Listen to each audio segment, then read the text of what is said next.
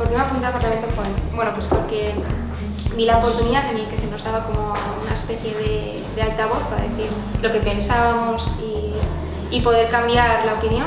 Bueno, me apunté porque creo que es una oportunidad fantástica para que los jóvenes podamos participar en política, ya que es algo que de normal vemos que está pues, muy lejos de nosotros, ¿no?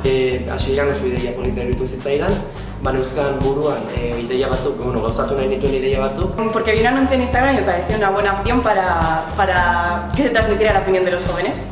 Pues me apunté porque encontraba muchos problemas en la juventud que tenía en mi zona y quería resolverlos.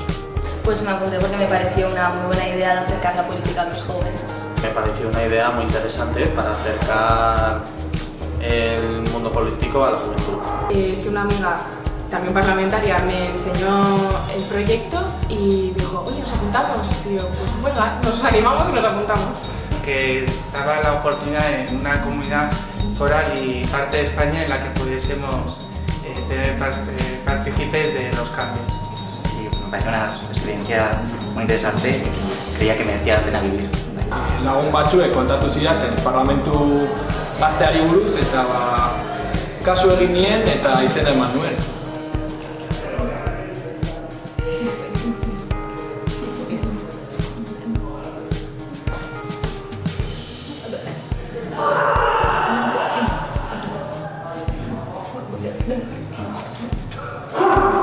Me parece una herramienta bastante buena para las personas jóvenes que están implicados en querer cambiar la sociedad o algunos aspectos de la sociedad. Lo vi como una oportunidad de participar. Al final es una puerta abierta que podía haberlo rechazado, pero bueno, pues la acepté y fui un poco a ciegas, fui a ver qué era y ahí yo creo que ha salido bien. Decidí apuntarme, presentarme a las elecciones y bueno, al resultar elegido, pues he formado parte durante todo el año del Parlamento Joven de Navarra.